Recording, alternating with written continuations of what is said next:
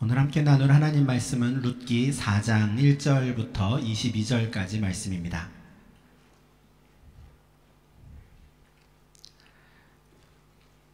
룻기 4장 1절부터 22절까지 구약성경 406면 정도에 있습니다.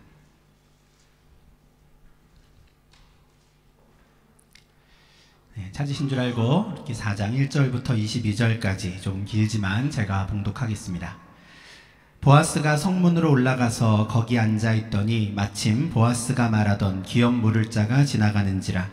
보아스가 그에게 이르되 아무개여 이리로 와서 앉으라 하니 그가 와서 앉음에 보아스가 그 성읍 장로 10명을 청하여 이르되 당신들은 여기 앉으라 하니 그들이 앉음에 보아스가 그 기업 물을 자에게 이르되 모압 지방에서 돌아온 나오미가 우리 형제 엘리멜렉의 소유지를 팔려 함으로 내가 여기 앉은 이들과 내 백성의 장로들 앞에서 그것을 사라고 내게 말하여 알게 하려 하였노라. 만일 내가 물으려면 물으려니와 만일 내가 물으지 아니하려거든 내게 고하여 알게 하라. 내 다음은 나요 그 외에는 물을 자가 없느니라 하니 그가 이르되 내가 물으리라 하는지라. 보아스가 이르되 내가 나오미의 손에서 그 밭을 사는 날에 곧 죽은 자의 아내 모압 여인 룻에게서 사서 그 죽은 자의 기업을 그의 이름으로 세워야 할지니라 하니 그 기업 물을 자가 이르되 나는 내 기업에 손해가 있을까 하여 나를 위하여 물으지 못하노니 내가 물을 것을 내가 물으라. 나는 물으지 못하겠노라 하는지라. 옛적 이스라엘 중에는 모든 것을 물으거나 교환하는 일을 확정하기 위하여 사람이 그의 신을 벗어 그의 이웃에게 주더니 이것이 이스라엘 중에 증명하는 전례가 된지라. 이에 그 기업 물을 자가 보아스에게 이르되 내가 너를 위하여 사라 하고 그의 신을 벗는지라. 보아스가 장로들과 모든 백성에게 이르되 내가 엘리멜렉과 기련과 말론에게 있던 모든 것을 나오미네 손에서 산 일에 너희가 오늘 증인이 되었고 또 말론의 아내 모압 여인 룻을 사서 나의 아내로 맞이하고 그 죽은 자의 기업을 그의 이름으로 세워 그의 이름이 그의 형제 중과 그곳 성문에서 끊어지지 아니하게 하매 너희가 오늘 증인이 되었느니라 하니 성문에 있는 모든 백성과 장로들이 이르되 우리가 증인이 되나니 여호와께서 내 집에 들어가는 여인으로 이스라엘의 집을 세운 라헬과 레아 두 사람과 같게 하시고 내가 에브랏에서 유력하고 베들레헴에서 유명하게 하시기를 원하며 여호와께서 이 젊은 여자로 말미암아 내게 상속자를 주사 내 집이 다말이 유다에게 낳아준 베레스의 집과 같게 하시기를 원하노라 하니라. 이에 보아스가 룻을 맞이하여 아내로 삼고 그에게 들어갔더니 여호와께서 그에게 임신하게 하심으로 그가 아들을 낳은지라. 여인들이 나오미에게 이르되 찬송할지로다. 여호와께서 오늘 내게 기업 물을 자가 없게 하지 아니하셨도다. 이 아이의 이름이 이스라엘 중에 유명하게 되기를 원하노라. 이는 내 생명의 회복자이며 내 노년의 본향자라. 곧 너를 사랑하며 7 아들보다 귀한 내 며느리가 낳은 자로다 하니라. 나오미가 아기를 받아 품에 안 품고 그의 양육자가 되니 그의 이웃 여인들이 그에게 이름을 지어주되 나오미에게 아들이 태어났다 하여 그의 이름을 오벳이라 하였는데 그는 다윗의 아버지인 이새의 아버지였더라. 베레스의 계보는 이러하니라. 베레스는 헤스론을 낳고 헤스론은 람을 낳고 람은 암미나답을 낳았고 암미나답은 나손을 낳았고 나손은 살몬을 낳았고 살몬은 보아스를 낳았고 보아스는 오벳을 낳았고 오벳은 이새를 낳고 이새는 다윗을 낳았더라. 아멘. 우리가 지난주에 보았던 3장에서 룻은 타작마당에 있던 보아스를 찾아갔습니다. 그리고 그에게 기업 물을 자의 책무를 다해달라고 요청했지요. 룻의 요청을 받은 보아스는 날이 밝는 대로 바로 성읍으로 들어갔습니다. 그리고 성읍에 들어간 보아스는 그 길로 성문으로 올라가서 앉았다라고 오늘 본문 4장 1절에서 말씀합니다. 베들레헴뿐만이 아니라 이스라엘의 모든 성읍이 그랬는데요. 성문 앞에는 광장이 있고요. 그 광장에서는 많은 사람들이 다양한 활동을 했다고 합니다. 특별히 마을 전체 회의가 열리기도 하고요. 중요한 재판이 열리는 공간이기도 했습니다. 아무래도 성문 앞이 많은 사람들이 왕래하며 쉽게 모일 수 있는 장소였기 때문입니다. 그래서 성문 이전에는 회의라든가 재판에 쓸 수 있는 의자들이 많이 놓여 있다고 했는데 보아스가 성문에 들어가서 그곳에 앉았다라는 건 그렇게 여러 개 놓여 있는 의자들 중에 하나에 앉았다는 뜻이죠. 아침부터 보아스가 그 베들레헴 성문 위에 앉은 이유는 분명합니다. 엘리멜렉 가문을 위해서 누가 기업을 물을 것인가에 대한 법적인 문제를 해결하기 위함이었습니다. 지난 밤에 보아스는 룻에게 약속한 바 있죠. 엘리멜렉 가문의 기업을 물으겠다 했습니다. 그런데 현실적으로 법적으로 정리할 게 있었습니다. 보아스보다 조금 더 우선순위에서 엘리멜렉 가문의 기업을 물러주어야 하는 사람이 있었기 때문입니다. 그래서 그날 아침에 바로 그 사람을 만나서 둘 중에 누가 그 가문의 기업을 물러줄 것인가, 그 책임을 다할 것인가를 정하고자 했습니다. 그런데 그때 마침 보아스가 말하던 그 기업 물을 자, 자신보다 우선순위에 있었던 그 사람이 지나갔다고 합니다. 새벽에 날이 밝는 대로 다시 베들레헴 성읍에 들어와서 성문에 딱 앉았는데 마침 그때 1순위로 엘리멜렉 가문의 기업을 물을 자가 지나간 것이죠. 우리가 2주 전에 보았던 2장 4절에서는 룻이 우연히 보아스의 밭에 들어갔을 때 그때 마침 보아스가 그 밭에 나타났다라고 했습니다. 근데 이번에는 보아스가 성문에 올라가 딱 앉았을 때 마침 그때 그가 만나야 했던 사람이 지나가는 것이죠. 이제 룻기에서 이 마침이라는 단어가 나오면 자연스럽게 이 하나님의 섭리에 대해서 우리가 떠올려야 할 것 같습니다. 마침 그때 지나가는 그 1순위로 기업 물을 자를 만나자 보아스는 그를 불러서 자리에 앉힙니다. 그리고 베들레헴의 장로들 10명도 청하여 그 자리에 앉힙니다. 1절과 2절의 보아스의 태도를 보면 그는 매우 신속하게 그리고 성실하게 이 사안을 처리하고자 했던 것 같습니다. 사실 중요한 회의라든가 재판을 하기에는 아주 이른 시간이었죠. 그러나 그는 지난 밤에 룻에게 약속한 것을 지키기 위해 바쁘게 움직입니다. 마을 장로들 앞에서 보아스는 1순위로 기업 물을 그 사람에게 자신이 아침부터 성문에서 그를 기다렸던 이유를 말합니다. 모압 지방에서 돌아온 나오미가 그의 남편 엘리멜렉의 소유지를 팔려고 한다라는 소식을 전한 것이죠. 표현이 조금 특이합니다. 엘리멜렉의 소유지를 판다라고 하는데 물론 현재 나오미가 가지고 있는 엘리멜렉의 소유지는 없습니다. 모압으로 떠나기 전에 베들레헴에 흉년이 들었을 때 먹고 살기 위해서 그 소유지를 다 팔았든지 아니면 모압으로 떠나는 그 이주 비용을 마련하느라 다 팔았을 겁니다. 그럼에도 지금 보아스가 나오미가 자신의 소유지를 팔려고 한다라고 말하는 것은 현재 다른 사람의 소유로 되어 있는 그 엘리멜렉의 소유지를 다시 사올 수 있는 권리를 판다라는 뜻입니다. 엘리멜렉이 팔았던 그 소유지를 다시 되찾을 권리는 오직 엘리멜렉 가문만이 갖고 있습니다. 그러나 엘리멜렉과 그의 아들들이 지금 다 죽은 상황이죠. 그러니 이런 상황에서는 어느 누구도 엘리멜렉 가문의 소유지를 사거나 팔 수가 없는 겁니다. 이럴 때는 기업 물을 책임이 있는 가까운 친척이 나오미로부터 엘리멜렉 가문의 소유지를 거래할 수 있는 권한을 받아야 합니다. 그래서 보아스는 나오미가 자신들의 소유지를 팔려 한다, 그 권한을 팔려고 한다라고 말하는 것이죠. 보아스의 말을 들은 그 사람은 선뜻 내가 물으리라 라고 대답합니다. 나오미로부터 엘리멜렉 가문의 그 소유지를 거래할 수 있는 권리를 자신이 사겠다는 것이죠. 이 대답만 보면 이 사람도 보아스처럼 나오미와 룻을 위해 기꺼이 기업을 물을 자처럼 보입니다. 그러나 이어서 보아스가 그에게 엘리멜렉의 소유지를 물으기 위해서는 룻과 결혼해야 한다라는 말을 딱 덧붙이니까 그는 나는 물으지 못하겠노라 라고 말하면서 생각을 바꿉니다. 어떻게 갑자기 한순간에 이렇게 생각이 달라질 수 있었을까에 대해서는 우리가 좀 추측해 볼 수밖에 없는데요. 아마도 처음에 나오미가 엘리멜렉의 소유지를 판다고 하는 그 말을 들었을 때만 해도 나에게 좋은 기회가 왔구나 라고 생각했던 것 같습니다. 지금 당장은 내 돈을 들여서 그 엘리멜렉 가문의 소유지를 되찾아주는 모양새이지만 나오미에게는 상속자가 없다는 것을 알고 있었기 때문입니다. 그러니 상속자가 없는 나오미가 세상을 떠난다면 가장 가까운 친척인 자신의 소유로 그 땅을 가져올 수 있겠다 생각한 것이죠. 장기적으로 봤을 때 상당히 괜찮은 투자라고 여긴 것입니다. 그래서 선뜻 내가 물으리라 라고 답했습니다. 그런데 기업을 물으는 그 범위에 땅만 있는 것이 아니라 룻과의 결혼까지도 포함된다라는 말을 딱 들으니 그의 생각이 달라진 겁니다.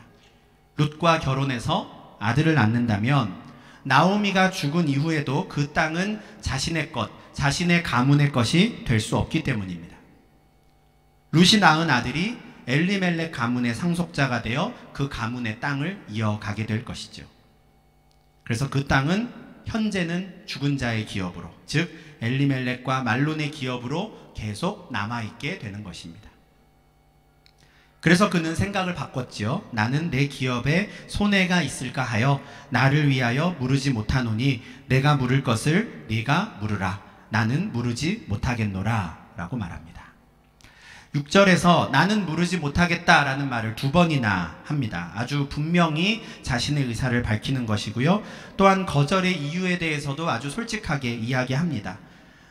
내가 돈을 써서 그 땅을 사는데 결과적으로 그 땅이 나의 것이 될 수 없다면 나는 경제적으로 손해가 되는 그 일을 하지 않겠다라는 것이죠. 우리가 생각해도 충분히 납득이 되는 이유입니다. 그렇게 자신의 의사를 분명히 밝힌 후에 그는 자신의 신발을 벗습니다. 왜 신발을 벗었을까? 7절에서 이유가 설명되어 있는데요. 그 당시에 어떤 관습입니다. 어떤 계약이 성사되었을 때 무르거나 교환하는 일, 그러니까 재물이 오가거나 어떤 권한이 오가는 계약이 성립되었다라는 증거로 우리는 인감도장을 쓰는데 그때는 신발을 계약 당사자에게 주었다는 것이죠. 그리고 그 신발을 가진 사람은 앞으로 그 사람이 가졌던 그 재물이나 권리를 이제는 내가 갖는다라는 것을 증명하는 증거가 되는 것입니다. 조금 특이한 어떤 전통이라고 할 수 있는데 이 전통은 신명기 25장 9절과 10절 말씀에서 비롯된 것으로 보입니다. 이 말씀에 따르면 본래는 어떤 기업 물을 자의 의무를 다하지 않는 사람을 비난하고 망신 주기 위한 관습이었어요. 자신의 책무를 다하지 않는, 함께 형제된 자를 돌보지 않는 사람을 망신 주기 위해서 그의 신발을 벗기고 그의 얼굴에 침을 뱉어라 라는 말씀이 있거든요. 그런데 시간이 지나면서 오히려 이것이 당당하게 나는 그 의무를 다하지 않겠노라 말하는 어떤 방식이 되어버린 겁니다. 상대방이 내 신발을 뺏기도 전에 그냥 내가 먼저 벗어서 주는 것이죠.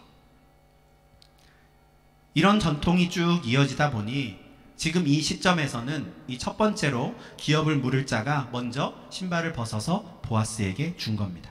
나는 못하겠고 당신이 하시오 하는 것이죠. 1순위로 엘리멜렉의 기업 물으는 일을 해야 하는 사람으로부터 신발을 받아든 보아스는 이제 장로들과 성문 앞에 모인 사람들에게 이렇게 선포합니다. 내가 엘리멜렉과 기럨과 말론에게 있던 모든 것을 나오미의 손에서 산 일에 너희가 오늘 증인이 되었고 또 말론의 아내 모압 여인 룻을 사서 나의 아내로 맞이하고 그 죽은 자의 기업을 그의 이름으로 세워 그의 이름이 그의 형제 중과 그곳 성문에서 끊어지지 아니하게 하매 너희가 오늘 증인이 되었느니라. 보아스는 이미 3장 13절에서 자신이 엘리멜렉의 가문의 기업을 물으겠다고 룻에게 약속한 적이 있습니다. 그리고 이제는 베들레헴의 장로들과 그 성문 앞에 모인 모든 사람들 앞에서 다시 한번 그 의사를 분명히 밝히는 것이죠. 보아스의 말을 들은 10명의 장로들과 주변에 있던 모든 사람들은 우리가 이 일의 증인이 되었다라고 외칩니다. 이제 누가 엘리멜렉 가문의 기업을 물을 것인가에 대한 이 법적인 문제가 깔끔하게 정리된 것입니다. 우리가 증인이 되었다고 외친 베들레헴 사람들은 계속해서 보아스와 룻을 축복합니다. 특별히 룻이 이스라엘의 집을 세운 라헬과 레아와 같이 되기를 바란다 라고 하는데요. 이 라헬과 레아는 야곱의 아내들이었지요. 이스라엘의 12지파의 조상들을 낳은 여성들입니다. 라헬과 레아의 아들들이 이스라엘이 큰 민족을 이룬 것처럼 룻이 이제 앞으로 보아스에게 낳을 그 아들이 그 온 가문을 높이 세우는 여인이 되기를 축복한 것입니다.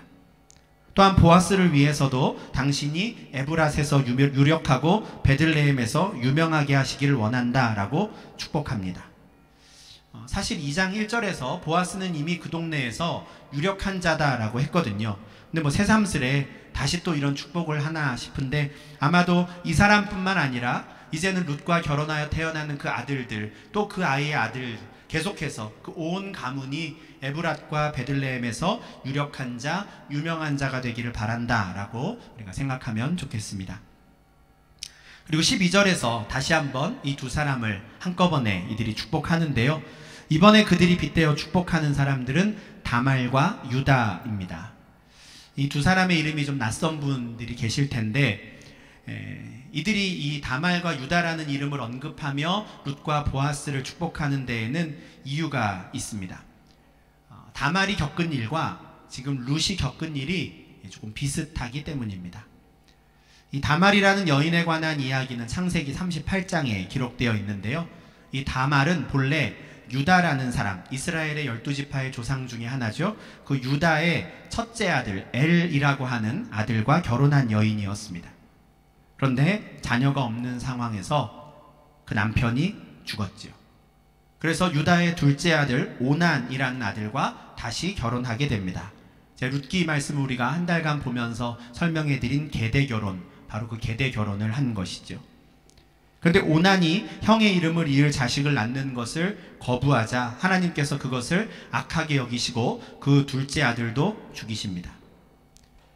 그러면 그 계대 결혼하라는 율법에 따르면 어떻게 합니까? 유다의 셋째 아들 셀라와 다말은 다시 결혼해야 합니다. 그렇게 해서 그 가문의 이름을 이어가야죠. 그런데 시아버지 유다는 셋째 아들마저도 죽게 될 것이 두려워서 다말이라는 이 여인을 친정으로 보내고 셋째 아들과 결혼을 시키지를 않습니다. 유다가 마땅히 행해야 할 일을 하지 않으니 이 다말은 몸을 파는 여인으로 분장하고 시아버지 유다와 잠자리를 합니다. 그렇게 해서 다말과 유다 사이에서 베레스라는 아들이 태어나는 것이죠. 이런 내용이 성경에 있는가 싶을 정도로 참 황당한 이야기가 창세기 38장에 기록되어 있는데, 하나님의 섭리는 참 묘합니다. 다말과 유다 사이에서 태어난 베레스의 6대 손이 바로 오늘 본문의 주인공 보아스였기 때문입니다.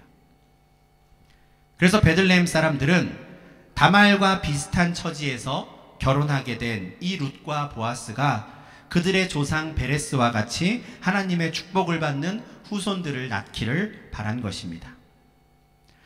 많은 사람들의 축복 속에 룻과 보아스는 마침내 결혼을 합니다. 그리고 하나님께서 룻에게 아들을 주시죠. 룻이 아들을 낳으니 온 베들레헴 사람들이 함께 기뻐합니다. 나오미를 찾아와 축하하고 축복하지요. 이제 그의 남편 엘리멜렉 가문의 이름이 끊어지지 않고 이어갈 수 있게 되었기 때문입니다. 그래서 베들레헴 사람들은 이제 태어난 이 아이가 나오미의 생명의 회복자요 노년의 봉양자가 될 것이다 라고 말합니다. 그리고 이 아이의 이름이 이스라엘 전체에서 유명해지기를 축복하지요. 나오미도 얼마나 기뻤겠습니까? 룻이 낳은 그 아이를 기쁨으로 받아 품에 안습니다. 근데 재미있는 것은 이 아이의 이름을 보아스나 나오미나 룻이 짓지 않고요, 이웃 여인들이 이 아이의 이름을 지어주었다는 겁니다. 그러니까 아마 정말 온 마을 사람들이 함께 기뻐했던 것 같아요. 이 아이의 이름에 대해서 같이 고민하고 정말 좋은 이름이 무엇일까 해서 찾은 것이죠. 그리고 오벳이라는 이름을 지어줍니다.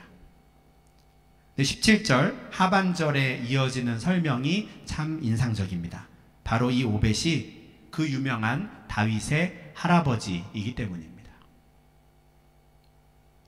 18절부터 앞서 말씀드린 유다와 다말 사이에서 태어난 베레스, 그 베레스라는 사람의 후손들에 대한 족보가 기록되어 있습니다. 굳이 이 족보가 룻기의 마지막에 기록된 이유가 아마 있을 겁니다. 룻과 보아스 사이에서 오벳이 태어났을 때 온 마을 사람들이 그들을 축복하고 축하했던 그 말들이 실제로 이루어졌다라는 것, 그것이 성취되었다는 것을 보여주는 족보입니다. 베레스의 후손인 보아스는 오벳을 낳았고요, 오벳은 이새를 낳았고 이새는 다윗을 낳았습니다. 룻은 베레스를 낳은 다말과 같이 되었고, 보아스의 이름은 정말 온 이스라엘에서도 유명해졌습니다. 다윗의 증조 할아버지가 되었으니까요. 그리고 룻은 다윗의 증조 할머니가 되었습니다. 지난 한 달 동안 우리가 룻기 말씀을 살펴보며 이런저런 생각들을 한번 해보았습니다. 근데 이 룻기는 엘리멜렉의 아내 나옴이라는 여인이 겪어야 했던 그 고난에 대한 기록으로 시작하는 책이었죠. 그녀는 기근과 이방 땅으로의 이주, 그리고 남편과 아들들과의 사별을 겪은 여인이었습니다. 그녀가 겪었던 고난은 원래 나오미라는 이름의 뜻이 희락, 기쁨이라는 뜻이었는데, 자신의 이름을 괴로움이라는 뜻의 마라로 바꾸고 싶을 정도의 환난이었습니다.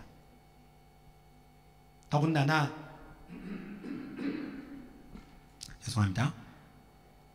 나오미가 살았던 그 시대가 바로 사사시대였다라는 점이 그녀의 상황을 더욱 암울하게 만들었지요.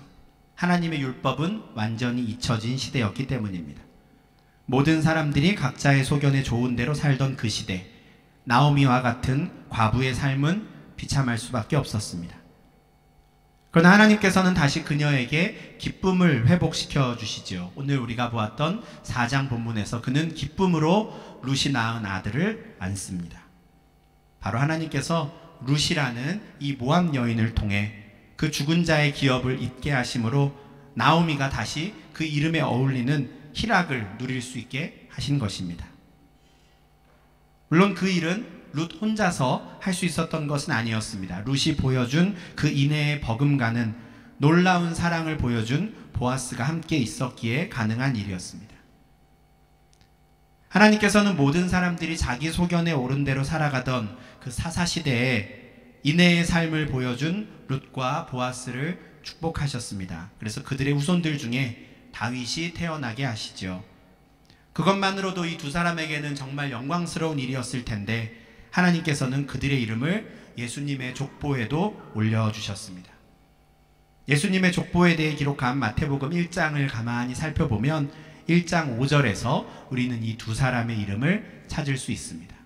이방 여인이었던 모압 여인 룻이 예수님의 족보에 당당히 이름을 올린 것이죠.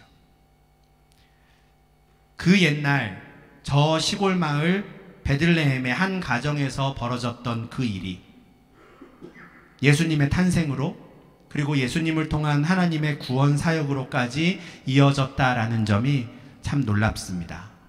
하나님의 섭리라고는 표현할 수 없는 일이죠.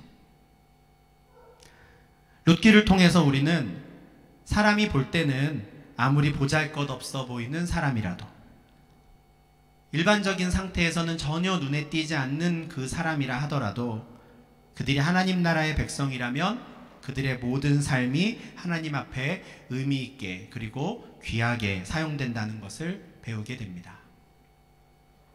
하나님 나라의 역사는 다윗이나 솔로몬 같은 위대한 왕들이나 사무엘이라든가 이사야, 예레미야와 같은 선지자들에 의해서만 세워지는 게 아닙니다. 베들레헴이라는 저 작은 마을에서 살았던 나오미와 룻, 그리고 보아스가 하나님 나라의 그 역사의 한 페이지를 당당히 차지한 것이죠. 하나님께서는 이처럼 한 개인과 그의 가정이 하루하루 이 땅에서 살아가는 그 삶을 통해서 당신의 선하시고 기쁘신 뜻과 계획을 이루어 가십니다. 우리가 보통 하나님의 일하심 이러면 어떤 기적이라든가 대단한 어떤 홍해를 가른다든지 이런 엄청난 일들을 떠올리지만, 사실 성경에 기록된 거의 대부분의 하나님 나라의 이야기는 아주 평범한 일상 가운데 하나하나 조합이 되어 이루어져 갑니다. 하나님께서 모든 하나님의 백성들의 삶을 귀하게 사용하시며 합력하여 선을 이루어 가시기 때문입니다. 그렇지만 동시에 우리는 룻과 보아스가 하나님의 구원 사역에 동참할 수 있었던 이유에 대해서도 잘 기억해야 합니다. 모든 사람들을 하나님께서 한 사람 한 사람 사용하시지만 특별히 이들을 통하여 하나님께서 일하신 이유가 있었지요. 왜냐하면 이들은 동시대를 살아가는 사람들에게 그들이 섬기는 하나님이 어떤 분인지를 직접 보여주는 삶을 살았던 사람들이기 때문입니다. 그들의 성품은 하나님의 성품을 닮았습니다. 하나님의 사랑, 곧 헤세드의 사랑이 그들을 통해 흘러나왔지요.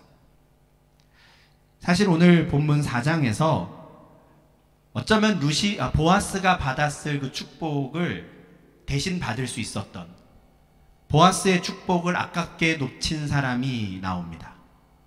바로 1순위로 엘리멜렉 가문의 기업을 물을 책임이 있었던 그 사람입니다. 만약 그가 보아스처럼 죽은 자의 기업을 물으는 일을 감당했다면 우리가 성경에서 보게 되는 다윗의 할아버지의 이름이 달라졌을지도 모르겠습니다. 예수님의 족보에 올라갈 이름도 달라졌을 것입니다. 그러나 그는 나는 물으지 못하겠노라 라고 2번이나 말하면서 보아스의 제안을 거절했습니다. 물론 그가 기업 물을 자의 역할을 감당하지 못하겠다고 말했던 이유에 대해서는 우리도 충분히 공감할 수 있습니다. 사실 일반적인 경우라면 저도 그렇고요, 거의 모든 사람들이 그 사람과 똑같은 결정을 할 겁니다. 내 재산에 손해가 되는 일을 어느 누가 선뜻 할 수 있겠습니까? 그러나 그는 그 결정으로 인해 1순위로 기업 물을 자의 위치에 있던 그 사람의 이름은 룻기에 기록되지 못했습니다. 4장 어디에서도 그 사람의 이름은 나오지 않습니다. 불리지 않죠. 심지어 1절에서 보아스가 성문에서 그를 처음 부를 때에도 아무개여 라고 합니다. 우리에게 그 사람의 이름을 알려주지 않는 것입니다. 지극히 상식적인 결정을 했지만 그는 아무개로 불리고 말았습니다. 그러나 내 기업에 손해가 있을 것을 두려워하지 않고 기꺼이 헤세드의 사랑을 보인 그 보아스의 이름은 성경의 여러 곳에 기록되었고요, 예수님의 족보에도 기록되었습니다. 베들레헴 사람들의 축복대로 베들레헴과 온 이스라엘과 모든 하나님 나라의 백성들에게 유명한 자가 된 것입니다. 로테르담 사랑의 교회에 속한 모든 성도님들이 룻과 보아스와 같이 하나님께 쓰임받는 삶을 하루하루 살 수 있기를 간절히 소망합니다. 마음과 뜻과 정성을 다해서 하나님을 사랑하고요, 또 이웃을 사랑하는 성도님들이 되시기를 바랍니다. 다른 사람들은 각자 자기 자신을 위한 그 상식적인 삶을 살더라도 우리는 한 걸음 더 나아가 고아와 과부들과 같이 소외된 자들을 돌보는 인애의 삶을 살 수 있기를 바랍니다. 때로는 그렇게 하기 위해서 내가 손해를 감수해야 하더라도 기꺼이 하나님의 성품을 드러내는 그런 삶을 살 수 있기를 소망합니다. 또한 각 개인이나 어떤 가정 단위로서만이 아니라 우리 교회 전체가 이와 같은 헤세드의 사랑을 드러내는 공동체가 될 수 있기를 바랍니다. 사사시대에 룻과 보아스의 인애가 더 빛을 발한 것처럼 올해와 같이 사회 경제적으로 어려운 시기에 더 빛나는 사랑을 드러내는 교회 공동체가 되면 좋겠습니다. 앞서 집사님께서 기도해 주신 대로 특히 올해는 우리가 코로나 특별 구제비를 마련할 수 있었고요, 또 코로나 특별 구제위원회도 구성해서 이제 활동이 조금씩 시작되었습니다. 이 일을 계기로 우리 모든 성도님들이 한 마음으로 어려움을 당한 이웃들을 돌아보는 한 해가 될 수 있기를 바라고, 우리 교회의 사역이 현재 낙심해 있는 분들에게, 내 이름을 괴로움으로 바꿔달라고 말하는 분들에게 조금이나마 위로가 되고 또 힘이 될 수 있기를 간절히 소망합니다. 아무도 그렇게 살지 않는데 나 혼자서 하나님의 성품을 드러내는 삶을 살려고 하다 보면 때로는 나만 유난스럽게 신앙생활하는 것 같을 때가 있고, 나 혼자 이런다는 게 무슨 의미가 있을까 싶을 때도 있습니다. 그러나 그때에도 하나님을 사랑하는 자, 곧 그의 뜻대로 부르심을 입은 자들에게는 모든 것이 합력하여 선을 이루게 하시는 그 하나님의 섭리를 신뢰하실 수 있기를 바랍니다. 그래서 각자의 자리에서 인애의 삶을 살고자 애쓰고 있는 그 형제 자매들을 보실 수 있기를 바라고요, 또 그 모습을 보며 나도 힘을 얻어서 우리가 서로 격려하며 그와 같은 하나님의 성품을 드러내는 삶을 살 수 있으면 참 좋겠습니다. 그래서 우리 한 사람 한 사람, 우리의 모든 성도님들의 이름이 정말 하나님 나라에서 빛나는 이름들이 되기를 바라고, 또한 우리 교회 공동체의 사역을 통해 하나님의 선하시고 기쁘신 뜻이 이 땅에서도 이루어질 수 있기를 간절히 소망합니다. 기도하겠습니다. 하나님 아버지, 감사합니다. 룻기 말씀을 통하여 이 땅을 살아가는 하나님 나라의 백성들의 삶이 어떠하기를 바라시는지 주님의 뜻을 알게 하시니 주님 감사를 드립니다. 참 우리의 연약함으로 인하여 지극히 상식적인 수준에서 행동하기도 참 어려운 시대이지만, 주께서 바라시는 우리의 모습은 그보다 한 걸음 더 나아가 고아와 과부를 돌보며 설령 나에게 손해가 있을지라도 인내의 삶을 살기를 바라신다는 것을 다시 한번 알게 하시니 주님 감사합니다. 하나님, 우리가 우리의 모습을 돌아보게 하시며 사회적으로 경제적으로 많은 이들이 신음하는 이때에 정말 우리가 그들에게 힘이 되게 하시고 위로가 되게 하시며 우리의 삶을 통하여 하나님의 그 크고 귀하신 성품이 하루하루 드러나는 저희 될 수 있도록 인도하여 주시옵소서. 우리 성도들의 각 한 사람 한 사람, 각 가정, 또 이 교회 공동체가 주님의 뜻에 합당하게 쓰임받는 올 한 해가 되게 하시고, 우리의 삶을 통하여 정말 하나님 나라의 모든 일들이 이 땅 가운데 이루어지게 하시며, 그로 말미암아 우리가 정말 온 하늘 나라에서 유명한 그 이름을 빛내는 복된 성도들 될 수 있도록 인도하여 주시옵소서. 감사드립니다. 예수님 이름으로 기도합니다. 아멘.